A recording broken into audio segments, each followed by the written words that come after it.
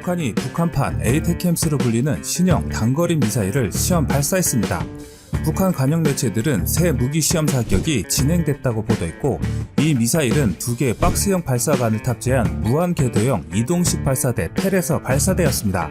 군사 전문가들에 따르면 이 미사일은 에이테켐스 미국산 전술 지대지 미사일과 비슷한 탄도미사일로 평가하는데요. 에이테켐스는 속도 마하 3, 길이 4m, 직경 600mm로 수백 개의 자탄이 들어있어 단 한 발로 축구장 3개에서 4개 크기 지역을 초토할 수 있는 무기입니다. 북한의 새 무기는 에이테켐스보다 길이와 둘레가 더 크고 비행속도 역시 2배 빨랐다는 점에서 더욱 큰 파괴력을 갖고 있을 것으로 관측되고 있습니다. 일부 군사 전문가들은 이 미사일이 견고한 군사시설이나 대규모 산업시설 파괴용으로 핵탄두 탑재도 가능할 것으로 추정하고 있습니다. 북한의 시험 발사의 목적은 주로 저고도 정밀 타격 능력을 확인하는데 초점이 맞춰진 것으로 보이는데요. 지난 7월 발사된 미사일은 고도 약 48km로 400여 km 비행했고, 8월에 발사된 미사일들은 고도 30km, 비행거리 230km로 파악됐습니다. 최대 비행속도는 둘 다 마하 6.1로 동일했는데, 특히 두 번째 시험 발사에서는 고도를 18km, 사거리를 170km가량 줄여 발사한 점이 눈길을 끌었는데요. 미사일의 정점 고도가 낮아지면 그만큼 요격이 어려워지기 때문이지요. 북한은 이날 신형 무기를 탑재한 텔이 울창한 숲속에서 기동해 미사일을 발사하는 모습도 공개하며 이 무기체계의 은밀한 기동 능력도 과시했습니다. 또한 북한이 지난 5월 이후 북한판 이스칸데르로 불리는 KN-23 신형 대구경 조종 방사포 다연장 로켓 등 신형 무기 3종 세트를 사거리, 고도를 달리해 발사해오고 있으며, 북한이 공격을 한다면 이들 미사일을 다양한 지점에서 다양한 패턴으로 동시에 쏠 것이기 때문에 방어가 아주 복잡해질 것이라고 군 전문가들은 말하고 있습니다. 북한이 최근 개발한 신형 무기 3종 세트는 북한판 에이테켐스 KN-23 신형 대구경 조종 방사포인데요. 신형 3종 무기가 발사되면 기존 무기 체계와 달리 사거리도 길어지면서 고도는 낮아지고 속도는 빨라졌다는 점과 모두 고체 연료의 이동식 발사 차량을 이용한다는 점 등에서 발사 시간 단축과 발사 원점의 다양화로 한미 정보 자산의 탐지 및 선제 타격이 어렵기 때문입니다. 현재 한국은 점점 증강하는 북한의 미사일 위협에 대응해 한국형 미사일 방어 KAMP 체계의 방어 지역을 확대하고 미사일 요격 능력을 더욱 강화한다는 방침인데요. 국방부가 최근 발표한 2020년에서 2024년 국방 중기 계획에 따르면 탐지거리 800km 이상의 탄도탄 조기경보 레이더 2대 및 이지스 구축함 레이더 스파이 1D를 추가해 전 방향에서 날아오는 북한 미사일 탐지 능력을 확보할 계획인 것으로 알려져 있습니다. 북한은 새로운 대륙간 탄도미사일 ICBM인 화성 15형 발사에 성공했다고 발표하며 국가 핵무력 완성을 주장하고 있습니다. 이에 대응한 한국의 미사일 기지와 발사대를 정밀 타격할 수 있는 한국이 운용 가능한 대표적인 미사일에 대해서 알아보겠습니다. 우선 대표적으로 미국 나이키 허큘리스 미사일을 참고한 우리나라 최초의 국내 개발 탄도탄 현무 미사일이 있습니다. 현무 미사일은 사정거리 180km 수준의 지대지 탄도 미사일이었습니다. 괜찮은 능력의 전술 탄도탄이었으나 아무래도 짧은 사정거리가 문제였는데요. 따라서 한국군은 사거리가 300km급으로 업그레이드된 현무2를 개발하게 됩니다. 이전의 현무 미사일보다 위력과 신뢰성, 사거리가 대폭 강화되었고, 단순화되고 신속해진 지휘발사체계 INS와 GPS를 복합적으로 운영하는 항법장치로 인해 명중오차 반응시간 등이 비약적으로 향상되었다는 평가입니다. 또한 현무는 다양한 버전으로 계속 업그레이드가 되었습니다. 현무2B는 사거리가 500km로 연장된 모델인데요. 탄두 역시 1톤으로 기존 500kg에서 늘었습니다. 또한 2016년에는 사거리 800km의 개량형 현무2C가 공개되었었는데요. 한국은 현무2와 현무3를 합쳐 2018년부터 5년간 총 2000기를 확보할 예정으로 알려져 있습니다. 지난 2017년 10월 육군본부에 대한 국회 국정감사가 있었는데, 여기서 육군은 한미 간의 미사일 사거리 및 탄두 중량 지침에서 탄두 중량 제한 규정을 없애기로 합의함에 따라 2000kg 탄두를 탑재한 차기 전역 탄도미사일 현무4가 개발 진행 중입니다. 또한 현무4는 개발이 마무리 단계인 것으로 알려져 있는데요. 자세한 제어는 알려져 있지 않지만 현무4는 최대 순항거리 3000km, 탄두 중량 2000kg의 다탄두로 개발 중인 것으로 알려져 있습니다. 현무는 다른 이름으로 불리기도 하는데요. 해성2라고 불리는 미사일은 장거리 순항미사일 현무3의 함정 탑재 버전입니다. 잠수함 탑재 버전은 해성3란 이름이 있는데요. 우리 군은 현무2, 2B를 보유하게 됨으로써 사정거리 300에서 500km의 전술 탄도미사일을 확보했지만 이 미사일들 역시 북한의 주요 군사기지를 사정권 안에 두지 못하는 문제가 있었는데요. 따라서 우리나라는 현무3로 명명된 토마호크급의 순항미사일을 개발해 실전 배치하고 있습니다.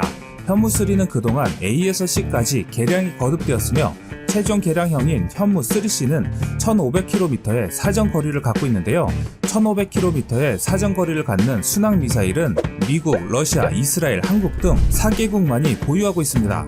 제트 엔진을 쓰는 한계로 속도는 마하 1.2로 다소 아쉽지만 정밀성이 우수하여 목표물에 1, 2m의 오차를 갖고 있어 미국의 토마호크에 필적하는 성능을 보유하고 있는 것으로 평가됩니다.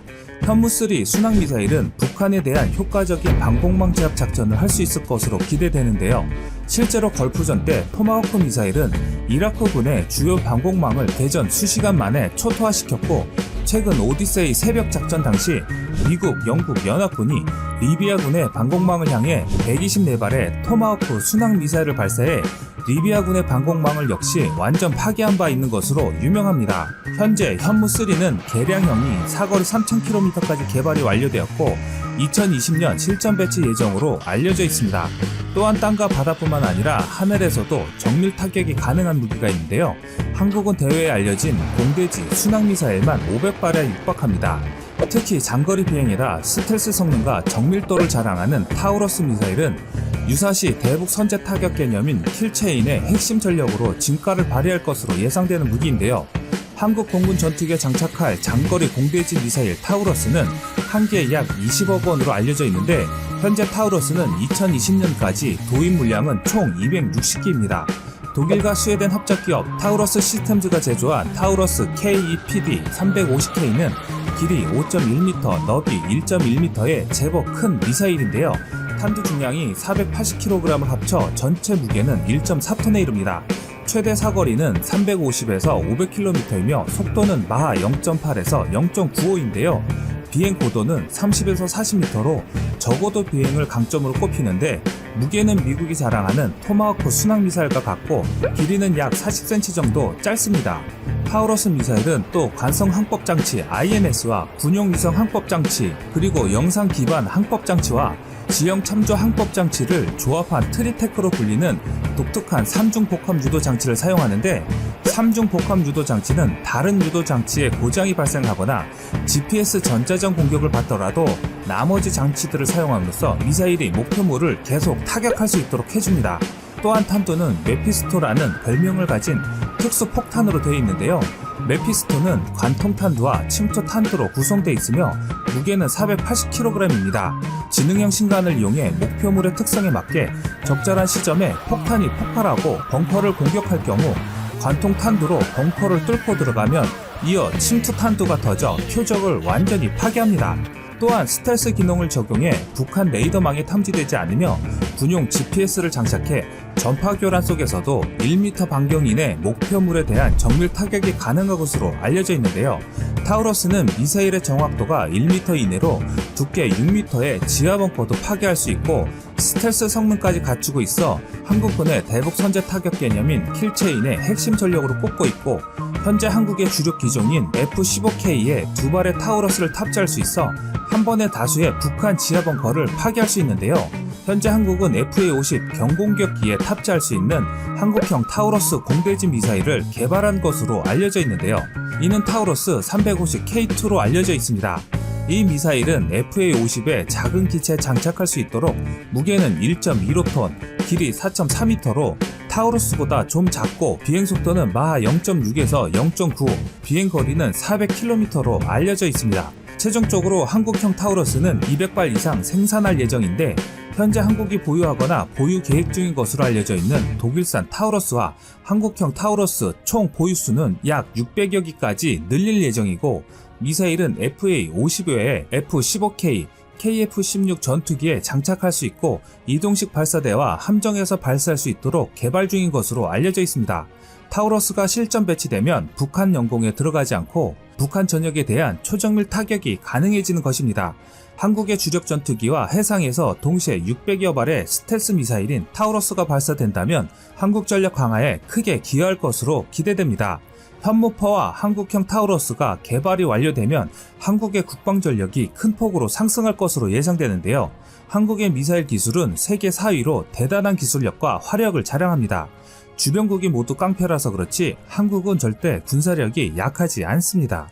놀라운 뉴스가 들려왔습니다. 캐나다가 대한민국에 FA-50을 도입합니다. 무슨 얘기냐고요? 캐나다 시험 조종사 양성학교인 국제 테스트 파일럿 스쿨에서 카이가 생산하는 경공격기 FA-50을 채권제 L-39 대체기로 선정했다는 보도가 나왔습니다. ITPS는 현지 시각으로 2일 FA-50을 보유한 채권제 L-39를 대체하는 전순기로 선정하고 이와 관련해 양해각서를 체결했다고 발표했습니다. 그러나 TSPS는 몇 대를 도입하기로 했는지는 공개하지 않았습니다. 미국의 방산 전문 매체 디펜스 블로그에 따르면 ITPS는 전술훈련과 가상적기, 모의 교전 훈련용으로 카이의 고등훈련기 T-50과 경공격기 FA-50을 아메로 L-39의 최적의 대체기로 여기고 있다고 보도하고 있는데요. ITPS는 2001년부터 전 세계 공군이나 국제 조종사에게 전투기 조종사 교육, 첨단 전술 교육, 미션 커맨더 교육 등 전투기 조종사 교육을 제공해 왔습니다. 또한 각국 군대를 위해 군용 항공기의 최종 제품 평가 테스트 지연 업무도 수행하는 기관이죠. 국내 공군 조종사도 이곳에서 6개월 동안 항공 전자장비 시험 평가에 대한 전문 지식을 습득한 후 본격 임무에 투입됩니다. 디펜스 블로그에 따르면 ITPS의 클레멘티 최고 경영자는 카이의 FA-50은 훌륭한 항공기라면서 성능과 비행 품질과 임무 수행 능력 덕분에 전술과 적 모의 훈련기로 이상적인 플랫폼이며 L-39를 대체하기에 안성맞춤이라고 밝혔는데요. 클레멘티 CEO는 제조업체가 지원하고 관련 엔지니어링과 물류 지원을 통해 지원하는 FA-50이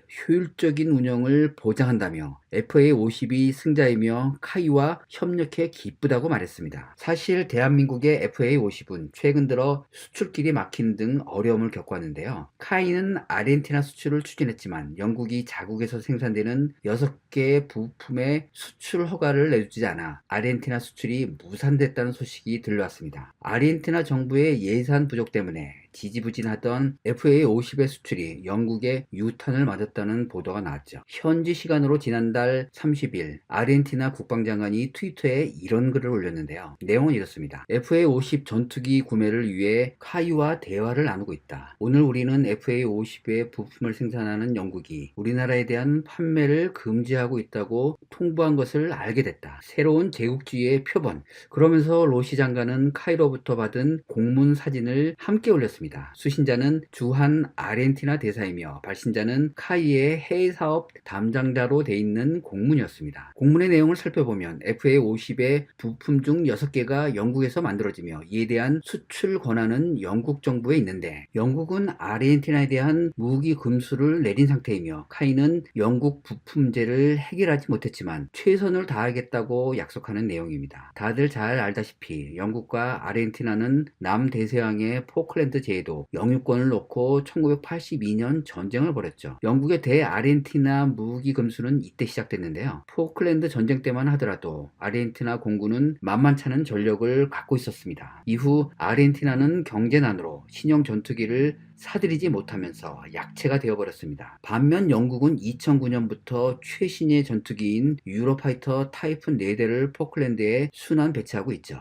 그래서 아르헨티나는 차세대 전투기 사업을 진행했고 값이 싸면서도 성능이 괜찮은 한국산 FA-50에 눈독을 들이고 있었습니다. 그리고 지난해 7월 해외 매체에서 아르헨티나가 FA-50을 도입할 계획이라는 뉴스가 나왔습니다. 아르헨티나는 8대의 FA-50을 구입하겠다는 검토를 하고 있으며 구입 대금 8억 4천만 달러를 향후 10년간 2차례에 나눠낸다는 소식도 들려왔습니다. 하지만 신종 코로나 바이러스 감염증이 아르헨티나에도 덮치면서 국방비가 급격하게 줄어들었고 아르헨티나가 카이와의 협상을 미루고 있던 상태였습니다. 그러던 참에 아르헨티나 국방장관이 카이의 공문을 공개한 이유는 영국에게 계약 무산의 책임을 돌리려는 게 아니냐는 해석이 나오고 있습니다. 자, L-39는 어떤 비행기일까요? L-39는 길이 12.13m, 너비 9.46m, 높이 4.77m로 비슷하지만 자체 중량 3.45톤, 최대 이륙 중량 4.7톤의 작은 체구를 갖고 있는데요. 시공 시간은 내부 연료만 사용할 경우 2시간 30분입니다. 최고 속도는 시속 750km며 항속 거리는 최대 1100km, 상승 한도는 11km죠. 무기는 최대 284kg을 실습니다. 그럼 이에 반해 FA-50은 어떤 경공격기일까요? FA-50은 카이가 고등훈련기 T-50 골든 이글을 전투기로 개조한 초음속 경공격기입니다. 2013년부터 한국고군에 실전 배치된 FA-50은 최대 이륙 중량 13.5톤, 최대 속도 마하 1.5를 내는 다목적 전투기입니다. 전투 행동 반경은 444km죠. 길이 13.14m, 너비 9.45m, 높이 4.81m입니다. 20mm 기관포와 9곳의 무기 장착대에 공대공 미사일과 공대지 미사일 등 최대 9톤의 무기를 탑재할 수 있습니다. FA-50은 최근 들어 공군이 국방과학연구소에 FA-50 개량 방향 개념 연구를 의뢰하는 등 업그레이드에 노력을 기울이고 있습니다. 현재 한국 공군은 T-50 50대, 전술 인문기인 TA-50 22대, 경공격기인 FA-50 60대, 블랙 이글 12대 등 총 144대를 보유하고 있고 TA-50 20대를 추가로 구매할 예정인데요. 보유 중인 FA-50은 제8 전투비행단의 2개 대대, 16 전투비행단의 1개 대대 등 총 3대 대대로 운영 중이죠. 공군이 이번에 국방과학연구소에 의뢰한 포인트는 첫 번째, 무장 운영 능력의 확장, 두 번째, 항공기 항속거리 확대, 세 번째, 정밀 무장 운영 능력의 추가, 네 번째, BVR 운영 능력인데요. 이 중에서도 FA-50은 항공 무작에 제약이 많은 것이 가장 큰 단점으로 지적되어 왔습니다. 특히 시급한 것은 공대지 무장 개량입니다. 이처럼 공군이 우선적으로 긴급하게 FA-50의 개량에 나서는 이유는 뭘까요? FA-50의 개량이 우리 공군 전력 증강에 상당한 도움이 될 수 있다는 점 때문입니다. 항모 건조가 본격화되면서 F-35A 40대 도입 당시 계획됐던 20대 분량의 F-35A 추가 구매는 항모 탑재용 F-35B로 전환될 조짐을 보이고 있죠. F-35B를 공군이 운영해도 해군에 파견해야 하는 만큼 공군이 필요할 때 즉각 동원하기 힘듭니다. F-35A 20대 도입 결정이 단기간 내에 실현될 가능성이 불확실해지면서 전력 공백을 메울 대안으로 FA-50이 주목을 받고 있는 것입니다. FA-50의 공격 능력을 강화하면 단기간 내에 적은 비용으로 큰 효과를 거둘 수 있죠. 현재 FA-50은 공대공 유도탄과 매버릭, 제이담, 한국형 정밀 유도탄 등 공대지 유도탄을 탑재합니다. 그러나 중거리급 공대공 미사일 및 공대지 무장은 없는 상황인데요. 네오의 일상 다반사가 보기에 무장 개량 중에서도 어떤 것이 가장 필요한지 살펴보도록 하겠습니다. 첫 번째는 타겟팅 포드에 연동한 GBU-12 확산탄입니다. F-15K, KF-16 등에도 쓰이는 미국 록히드 마틴의 스나이퍼 포드와 레이시온의 GBU-12 페이브웨이2 정밀 유도폭탄을 탑재하는 방안이 추진 중입니다. 현재 미국 록히드 마틴이 야간 표적 식별 장비인 스나이퍼를 FA-50 경전투기에 장착하는 적합성 시험을 성공적으로 마친 상태입니다. 두 번째는 타우러스